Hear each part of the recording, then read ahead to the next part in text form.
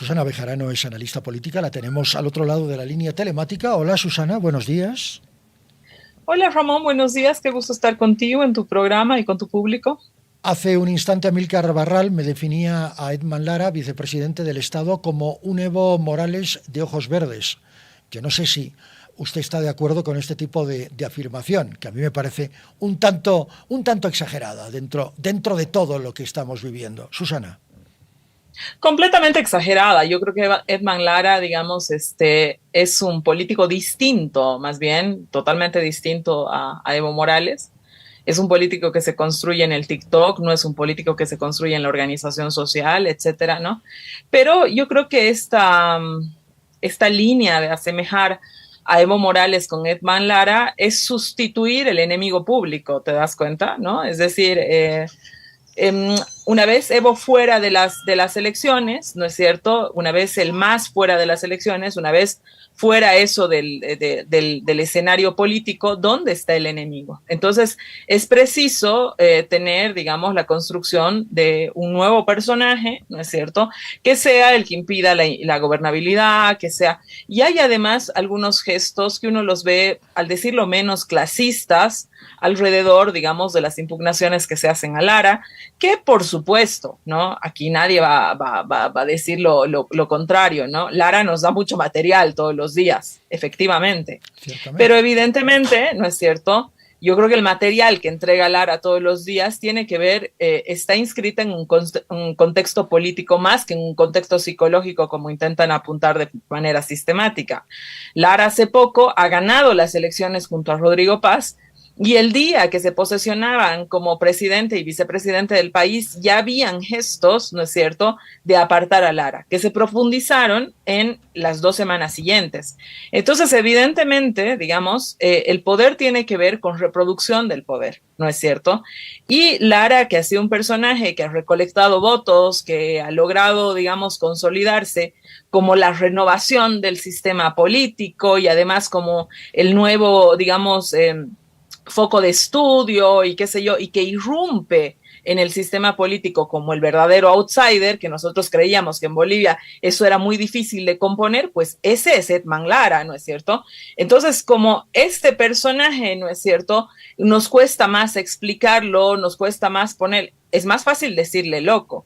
Cuando Edman Lara, y con esto finalizo, Ramón, Está muy bien. dice, voy a Adelante. enjuiciar a Rodrigo Paz si es que yo lo encuentro robando, ese hubiera sido el sueño de vicepresidente que se hubiera tenido. Si Álvaro García Linera hubiera dicho una cosa parecida, Álvaro García Linera terminaba como héroe nacional. ¿Por qué no termina Edman Lara como héroe nacional? Porque evidentemente, digamos, hay una tensión política que yo la describo, una tensión política que tiene que ver con clase, que tiene que ver con una serie de cosas, digamos, que están puestas en el paisaje político de los que normalmente nos cuesta hablar. Lo lógico es pensar que si el vicepresidente descubre robando al presidente, no lo encubra y que lo denuncie. Eso es precisamente lo que tanto hemos esperado, Ramón. Pero cuando lo dice este personaje, bueno, no, es que está loco y que tiene hambre de poder y que tiene toda una serie de cosas, ¿no? Es decir, yo creo que hace un error de manual y que creo que continúa siendo un error de manual, eso lo dice la comunicación política básica, ¿no es cierto? Dejar a un personaje político tan importante fuera desde tan temprano. ¿Y se ha hecho? ¿Se está haciendo? ¿Se busca hacer? ¿O él mismo Pero se está claro, pegando tiros en el pie, Susana? yo creo que Rodrigo se está tirando tiros en el pie. Es ¿Rodrigo decir, o Edman Lara? Rodrigo, Ah, ¿quién es el presidente? Rodrigo. sí. ¿Qué capacidad tiene Edman Lara de reproducir poder si no es al lado de Rodrigo? No tiene ninguna. Lo real es eso. Entonces, si se le pone frenos a Lara, digamos, Lara hace una sola recomendación para el gabinete, Vidovic. Al día siguiente trituran a Vidovic. Lo hemos visto, Sí. que si tiene procesos, que no sé qué. Bueno, no es el único ministro que tiene procesos.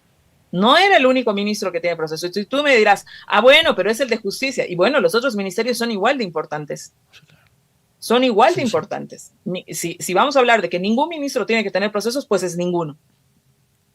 No, unos sí, los otros no, es que estos procesos son menos importantes, no sé qué. Y no solamente eso, digamos que se instala toda, digamos, la que se llama la institucionalidad política para averiguar qué tipos de procesos tenía. Yo no he visto eso en otros ministros, en ningunos otros, solamente en el que ha sugerido Edman Lara. Entonces, evidentemente, esa situación, digamos, es una situación que no es jurídica, no es moral, no nada, es una situación política. ¿Y por qué? Evidentemente, Edman Lara le está reclamando un espacio de poder político a Rodrigo, ¿no es cierto?, para poder reproducir poder, porque de eso se trata la política. Cuando uno entra a gobierno, ¿no es cierto?, no es extraño, Ramón, que quienes han entrado a gobierno quieran gobernar, ¿no es cierto?, el Estado o el gobierno que las urnas le han permitido gobernar. Y resulta que Edman Lara, que es la mitad de esa fórmula, porque no dirás que Rodrigo se acaba de enterar quién es Edman Lara. No eran íntimos amigos antes, ¿no? Que han cenado juntos, que era una persona maravillosa, que yo lo he visto, que no sé qué, que no sé cuántos, ¿no? No se acaba de enterar quién es, ¿no? Entonces, no es yo llego al poder y me peleo con el ciudadano con el que hemos dormido noches juntos, eso lo hemos escuchado de ambos. Hemos dormido noches juntos, hemos comido del mismo plato, hemos recorrido el país, conocemos a nuestras familias, es un hombre maravilloso, no más maravilloso es aquel. ¿Acaso no han dicho eso? Lo han dicho públicamente. ¿Cómo era que no se conocían? Entonces, el lío que hoy día tienen es un lío que yo lo atribuyo, no solamente a Edman Lara, lo atribuyo también a Rodrigo Paz. O sea, aquí no hay inocentes. ¿Quién alienta? ¿No? Y es un lío que nos va a generar un problema de gobernabilidad. ¿Quién alienta el lío? Porque detrás de ellos, que son las figuras más visibles, hay grupos de poder. ¿Quién está alentando este lío, este divorcio en el gobierno? A ver, depende del foco que lo mires, ¿no? Seguramente mi antecesor dirá que es Edman Lara embestido en la locura y en la ambición de poder, ¿no es cierto? Pero lo real es que Edman Lara no tiene cupos de poder. ¿Quiénes sí tienen cupos de poder? ¿Quiénes están dentro? Hay otras fuerzas políticas que están integrando el gobierno, Rodrigo. Las fuerzas políticas que han perdido.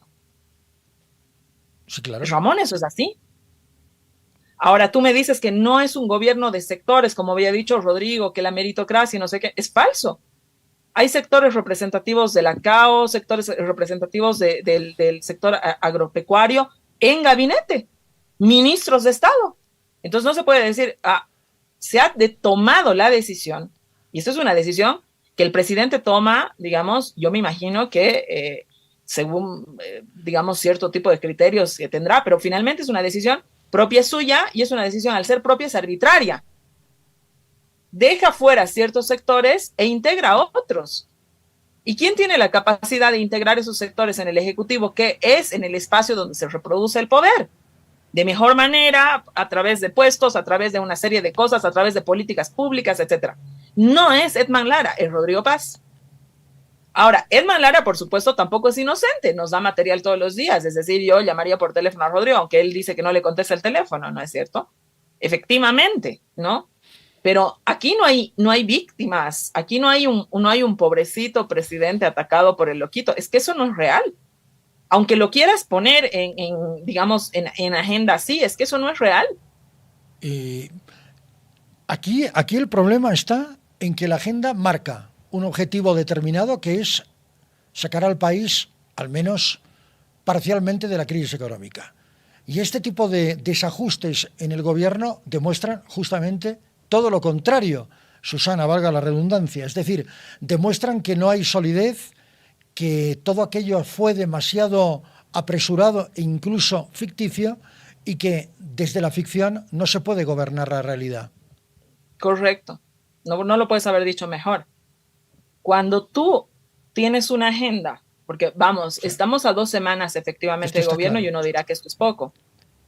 Pero no podemos olvidar, querido Ramón, que ellos sabían que habían ganado el gobierno desde el 19 de octubre. Sí, correcto. Y de esto ha pasado más de un mes, ¿no es cierto?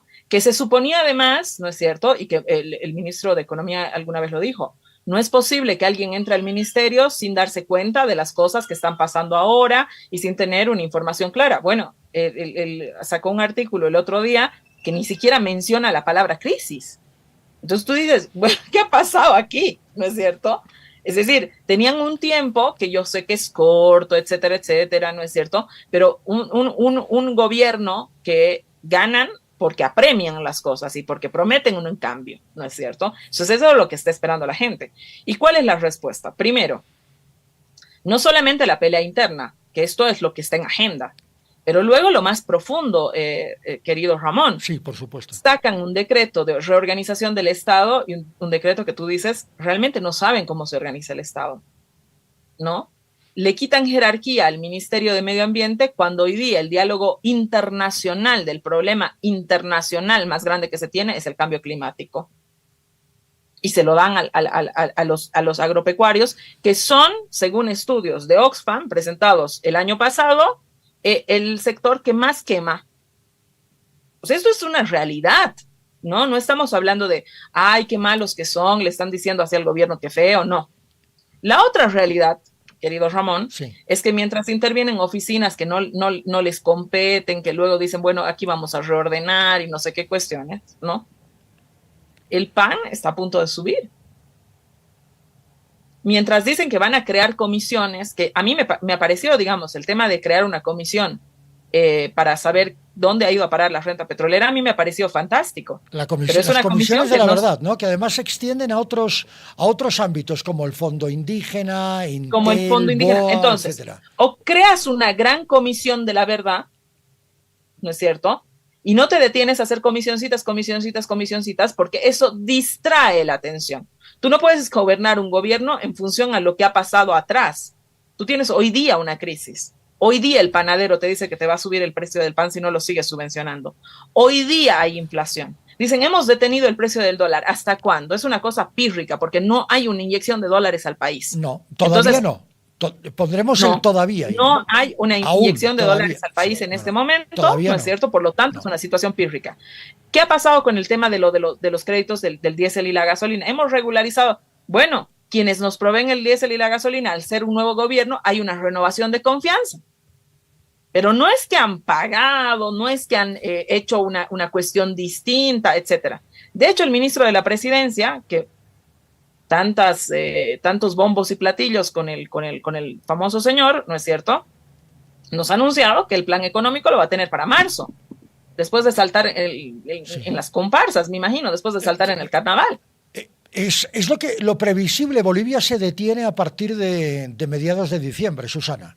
Lo que no se detiene es la crisis. Es lo previsible, Bolivia se detiene a mediados de diciembre, sí, claro, porque todo empieza después de carnaval, la crisis económica. La crisis económica, los números siguen siendo tan fríos y tan pírricos, utilizando su palabra, ahora como el 23 de diciembre. Seguirá igual. Como el 23 de diciembre o el 23 de enero. Y serán complicados el 23 de enero, ¿no es cierto? Entonces, lo que estamos haciendo es pateando las decisiones. Y pateando las decisiones viene bien la pelea con Lara. Para patear esas decisiones viene bien la pelea con Lara, porque estamos hablando de ¿qué? No estamos hablando de la crisis, Ramón. Estamos hablando todo el día que si Lara tiene ojos verdes y se parece al Evo, no se parece al Evo. Esa es la conversación, ¿no es cierto? La segunda conversación, digamos, es, bueno, sí que debió dar un puesto, no le debió dar un puesto, no sé qué, no, o la comisión de la verdad para averiguar qué es lo que ha pasado. Oye, nosotros digamos que se ha hecho una convocatoria, ¿no es cierto?, a creer en las instituciones, a devolver la institucionalidad al país. ¿No sería lo primero, estimado Ramón, pedir informes de la Contraloría? También.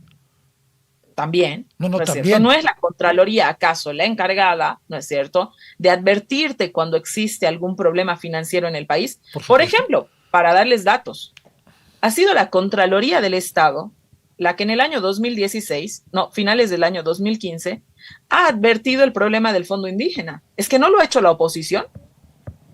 ¿No es verdad? No lo ha hecho la oposición. No es algo que haya descubierto la oposición o que haya denunciado la oposición. Es algo que ha venido de la Contraloría. Los informes que había desfalcos dentro del Fondo Indígena no son una cosa que ha investigado una comisión parlamentaria de oposición, no nada. Esos informes se tienen por la Contraloría.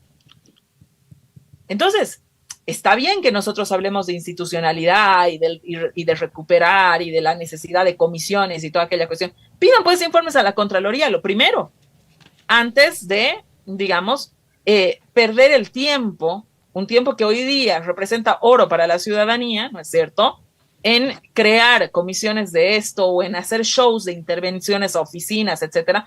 Pidan informe de la Contraloría. Si ese informe no les parece suficiente, si ese informe no nos está dando datos que, digamos, han habido denuncias públicas, que los medios de comunicación han hecho, etcétera, etcétera, ahí uno puede decir, bueno, justifica que nosotros hagamos una comisión extra, etcétera. Pero hay caminos institucionales, Ramón, y los caminos institucionales no se están respetando. Eso por un lado. Por otro lado, digamos, hay ciertos anuncios que a uno se le paran los pelos. La revelación que hace Edman Lara de que Rodrigo tenía la idea en la cabeza de cerrar la aduana es una irresponsabilidad que te mueres.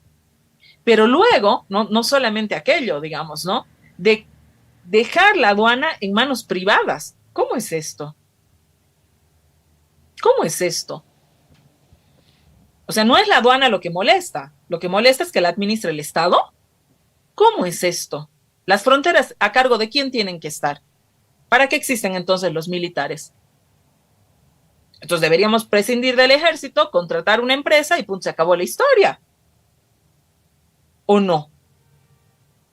Entonces, mira, Ramón, yo te digo, es decir, evidentemente hay poco tiempo, ¿no es cierto? Evidentemente hay un gobierno que se está instalando, evidentemente hay una serie de cosas, pero lo que están mostrando, y ahí voy a recoger algunas de tus palabras, es una improvisación que te mueres.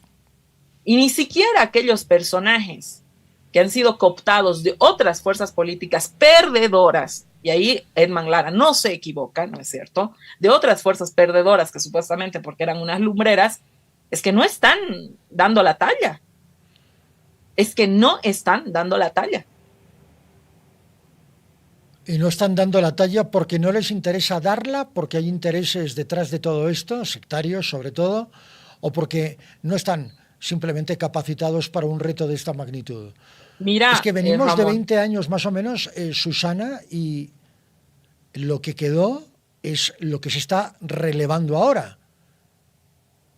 O revelando, mira, revelando. Lo que se está revelando ahora es lo que, en fin, lo que quedó de una jornada demasiado compleja, muy larga. Un periodo demasiado largo. Sí, es una jornada demasiado compleja, es una jornada demasiado larga, pero es una jornada también que yo, digamos, cuando uno llega a un gobierno, siempre toda la responsabilidad será del anterior gobierno.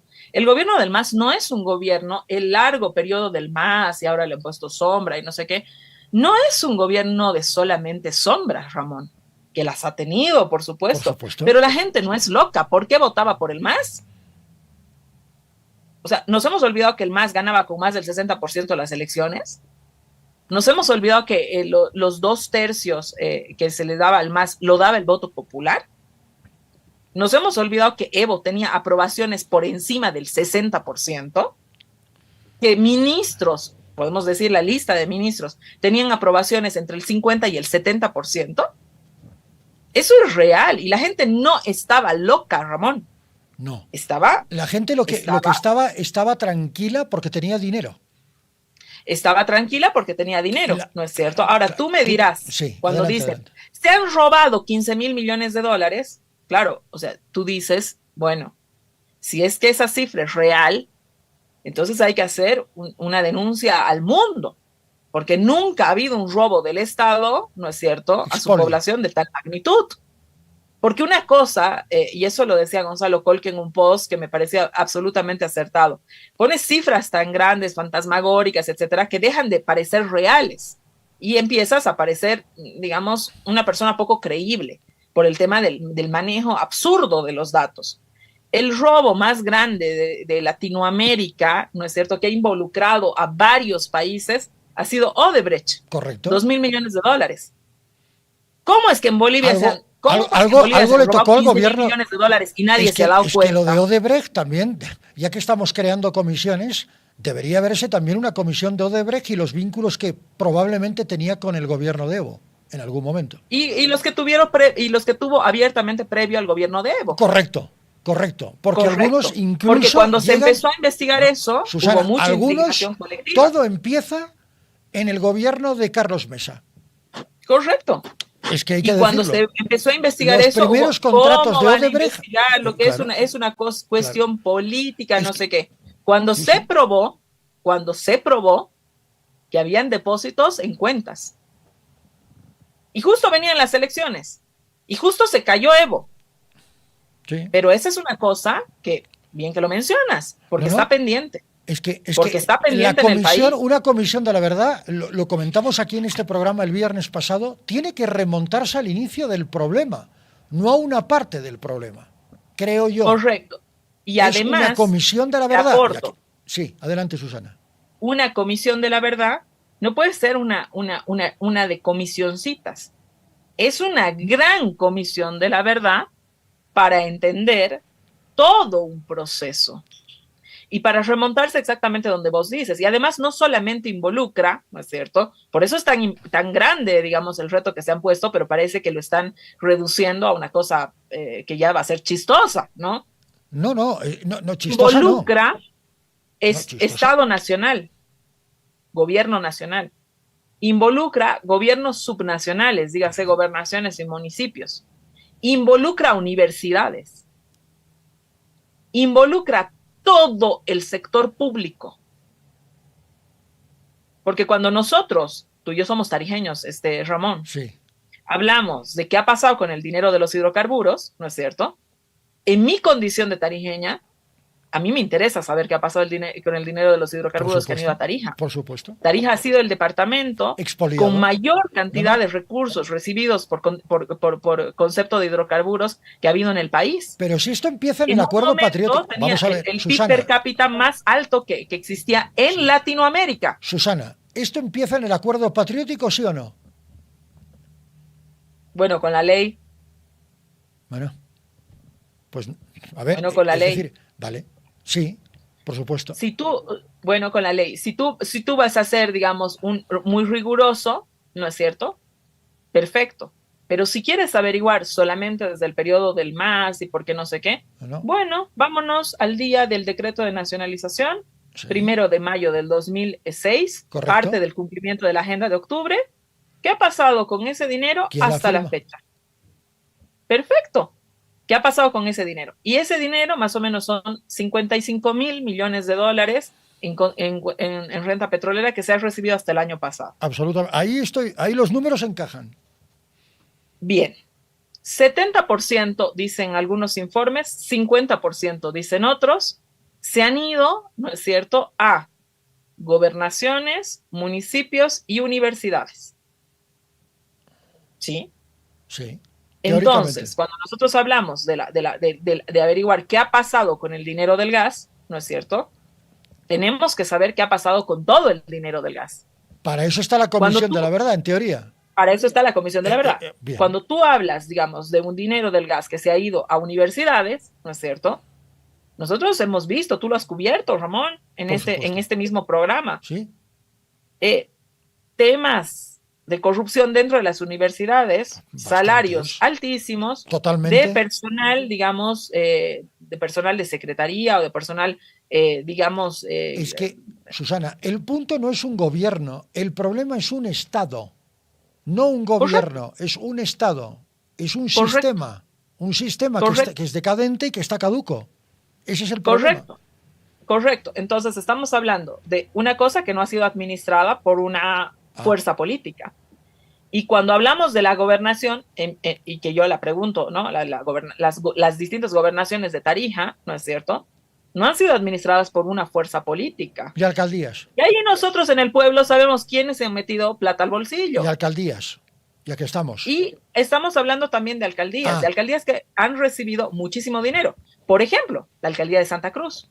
La alcaldía de Santa Cruz es la alcaldía que más dinero ha recibido, ¿no es cierto?, por regalías. Y la de San Lorenzo en Tarija, sin ir más lejos, ¿eh? Y la de San Lorenzo en Tarija. Modélica. Y hablemos de todo Yacuiba, emblemática, ¿no es cierto? Sin duda. Emblemático lo de Yacuiba, 45% de la regalía del departamento se iba al Chaco, ¿no es cierto? ¿Qué ha pasado? Y no dejemos de hablar de las alcaldías de Tarija. Porque cuando nosotros hablamos de la alcaldía de Tarija, todo el mundo, ay, no, qué mala eres, ¿no? Lo que pasa es que no te cae bien el Rodrigo. Bueno, hay unos monumentos ahí a la nada que uno se muere. El mástil es un monumento al gasto absurdo, correcto, recogiendo las palabras de Janine, ¿no es cierto? El puente, ¿no? Que no te lleva a ningún lugar, porque, no sé, la gente que ha ido a Tarija, bueno, puede ir al puente millonario, porque así le decimos, ¿no es cierto? El puente millonario no te lleva a ningún lugar. Te lleva a la avenida, no cruza, ¿no es cierto? No es la primera vez que tenemos puentes así en Tarija que no cruzan a otro lado, que se encuentran con una pared. ¿Verdad? Entonces, todas esas cosas que parecen detalles, ¿no? Que parecen que uno lo cuela para que endulcorar las cosas. No, señor. Si vamos a hacer una comisión de la verdad, que a mí me parece fantástico, hagamos una comisión de la verdad seria y que averigüe también las cosas con lo del litio, que me parece fantástico. Averigüe qué ha pasado con el tema de la distribución de los hidrocarburos, que evidentemente el tema de la distribución del diésel y la gasolina está manchadísimo de corrupción, pero está manchado de corrupción, ¿sabes en qué momento también? El 2020, con esposas en mano, la corrupción sobre la gasolina en un momento donde estábamos en pandemia y donde estábamos encerrados 3 meses, tú recuerda, hubo la denuncia, primero, de la gasolina Jet Fuel. ¿Qué hacían vendiendo Jet Fuel cuando no habían vuelos? ¿Quién se la gastaba esa gasolina de avión cuando no habían vuelos? ¿Por qué habían distribuciones de diésel cuando no estaba el gobierno de Yanine Áñez no puede ser un agujero negro? Es decir, también entraría dentro de la Comisión de la Verdad. Lo que tiene que determinar las comisiones en plural de la verdad es la temporalidad de la investigación. ¿A dónde te vas a remontar?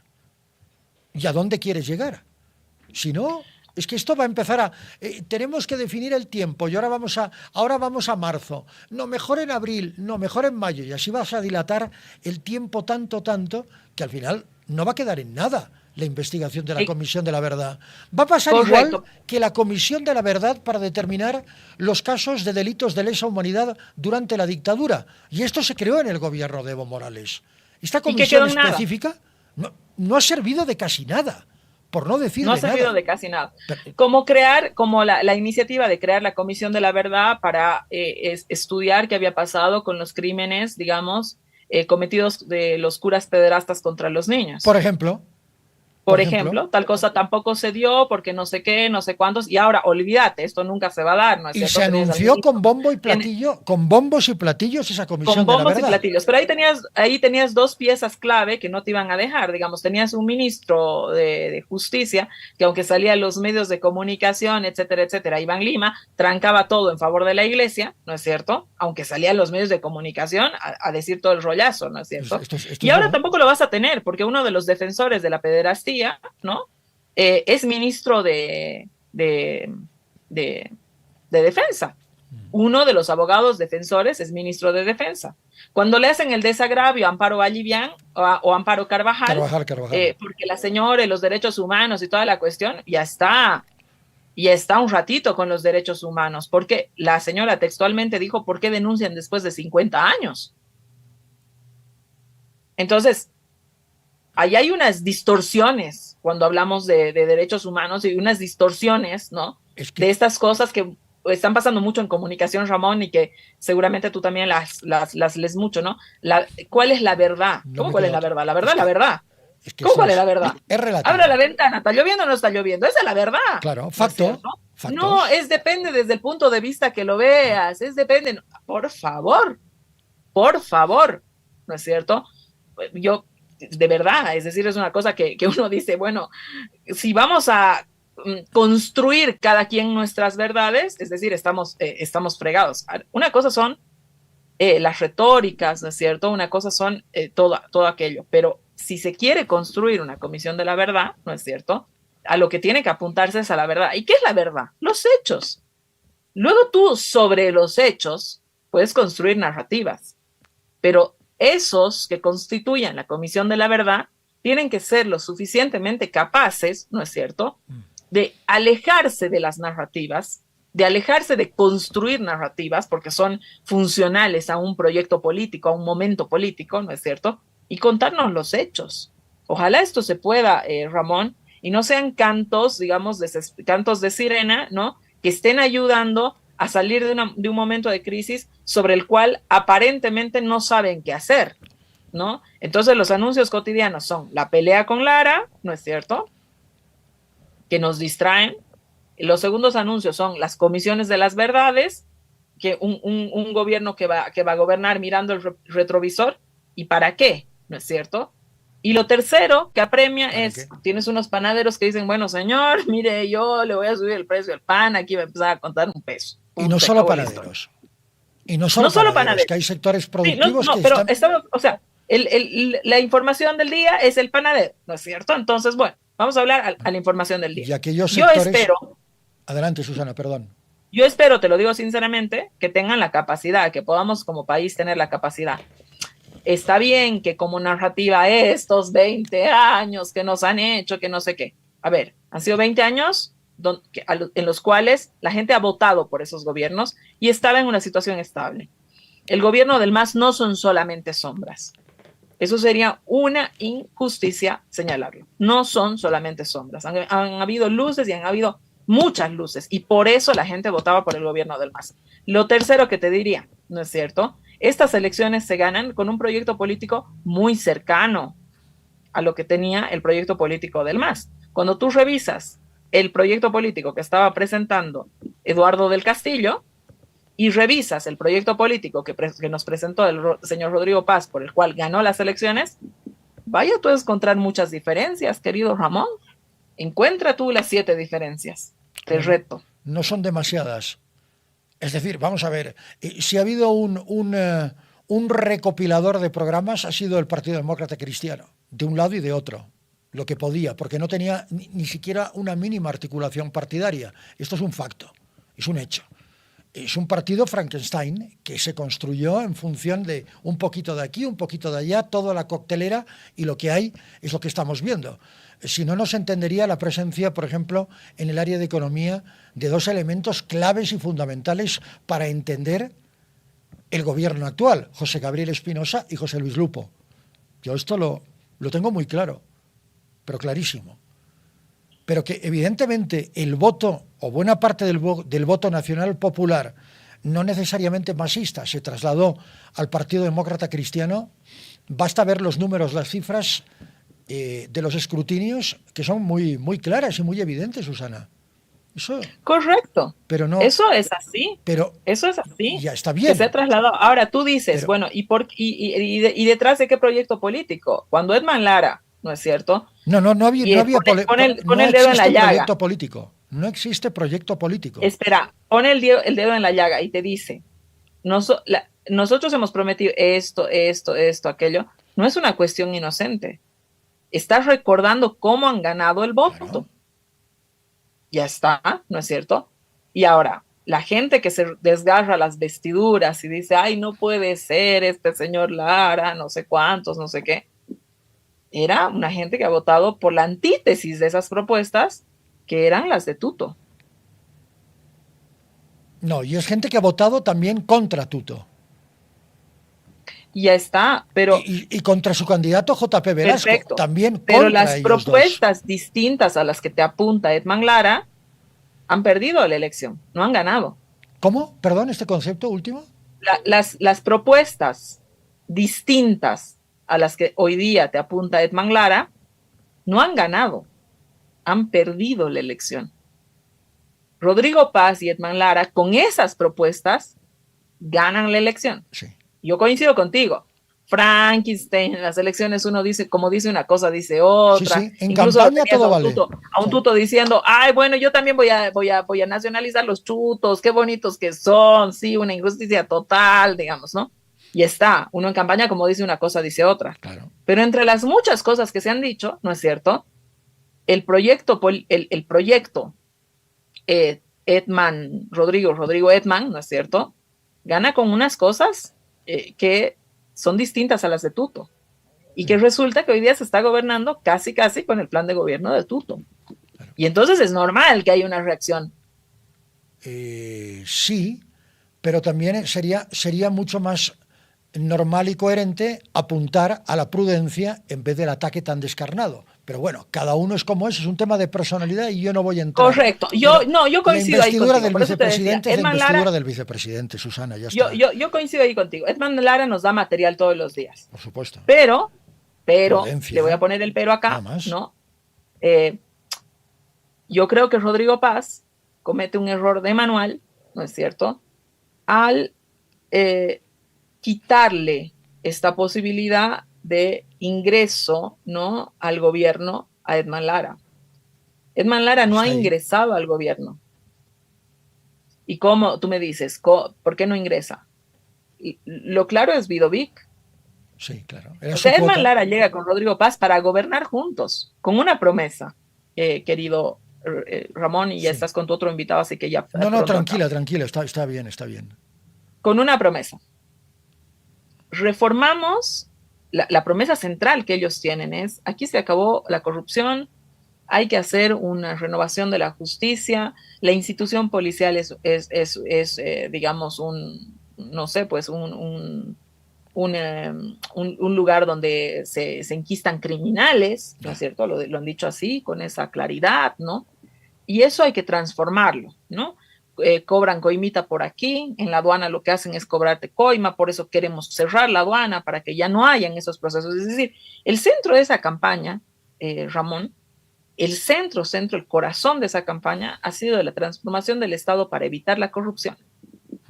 Cuando uno la mira todo alrededor de eso, gira, ¿por qué? Eso porque el Estado está mal, porque es corrupto, etcétera, ¿no es cierto? O sea, 2 días para bueno, eso. Ese personaje que ha sido, digamos, agarrado del cuello por el policía y no sé qué, y que dice, yo por denunciar que son unos corruptos, etcétera, he sido dado de baja para siempre, no sé qué cuestiones, ¿no? Y así construye su perfil político, porque los reales, Edman Lara, a partir de eso construye su perfil político en TikTok, ¿no es cierto?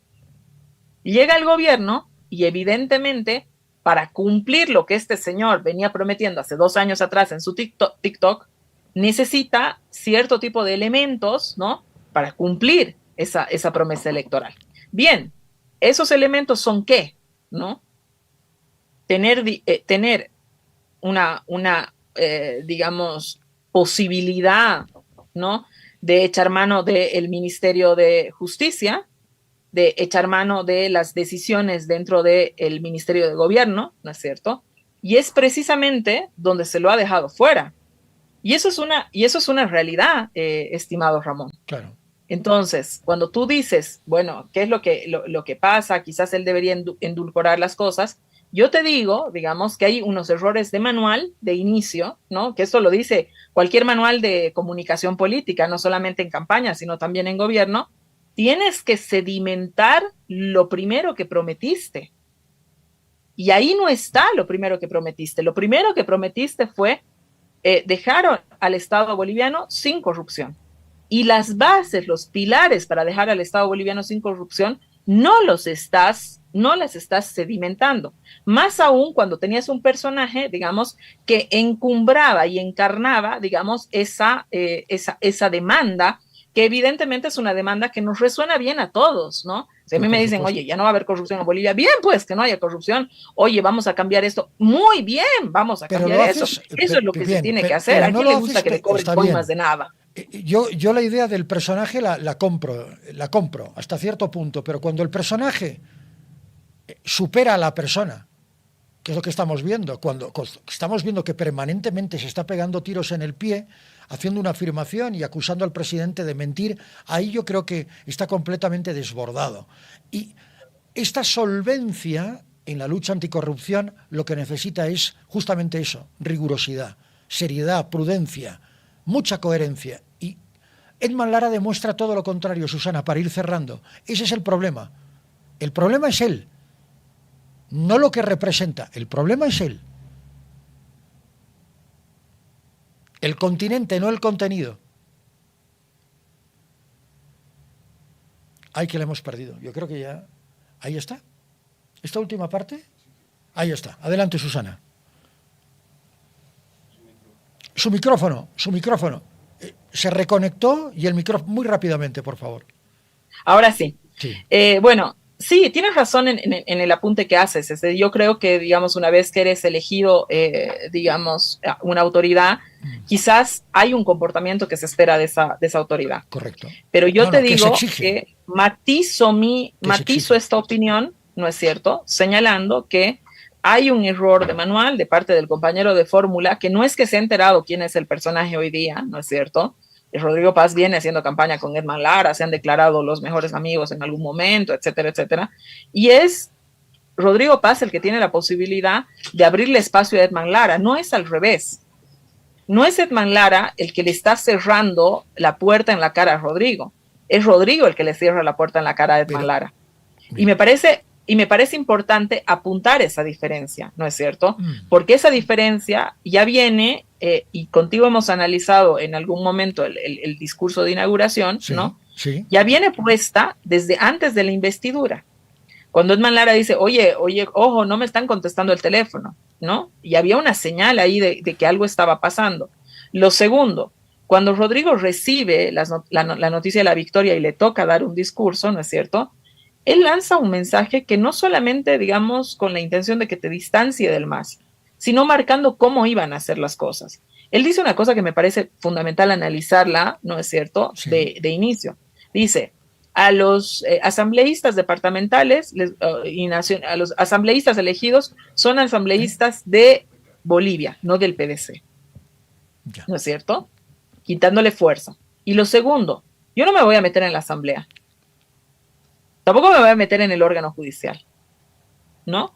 Entonces ahí es cada carcancho a su rancho, ¿no? Como decimos en Tarija, cada carcancho a su rancho. Y yo me dedico al ejecutivo, tú dedícate al legislativo, ¿no es cierto? Que es un poco la parte que te compete. Pero ahora hay un problema dentro de la organización y de todo esto, ¿no?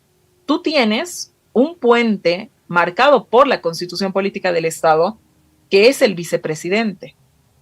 El vicepresidente, ¿no es cierto?, se constituye en el pivote, según la Constitución Política del Estado, entre el Ejecutivo y el Legislativo. Por eso está obligado el vicepresidente a participar en todos los gabinetes ministeriales, claro, que se supone que se tendrían que realizar una vez por semana, etcétera, etcétera, ¿no es cierto?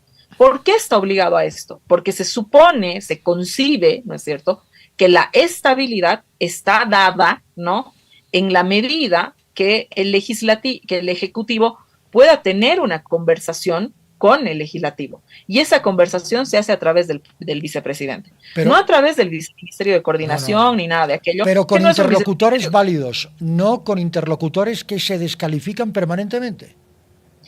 Este es el punto, Susana. Correcto. El interlocutor tiene que ser válido. Y yo estoy de acuerdo con tu apunte. Quiero decirte que estoy de acuerdo con tu apunte, pero yo matizo ese apunte, ¿no es cierto?, señalando que no es Lara el loquito del parque. Nadie está diciendo eso aquí, al menos, ¿eh? No, a ver, no, pero no porque tú lo digas, Ramón, porque yo creo que eso es ni un lo poco digo, ni lo pienso, que se está instalando. No, ese es el punto. Claro, no, eso es un poco lo que se está instalando. Bueno, es un político que está demandando su espacio de poder. Y ese espacio de poder, ¿sí?, lo cual me parece un error de manual, lo reitero, le ha sido cerrado. Y se lo ha cerrado muy empezado el gobierno. Porque digamos que el señor Vidovic, que tiene procesos y que no sé qué, y el ministro, ¿no? Lo llamas a Lara y le dices, mira, este tipo tiene procesos, ¿qué tal si elegimos a otro? Y está.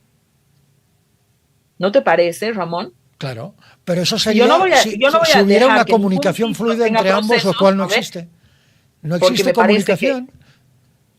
Correcto. No entonces, claro, la pregunta es, ¿por qué no existe comunicación?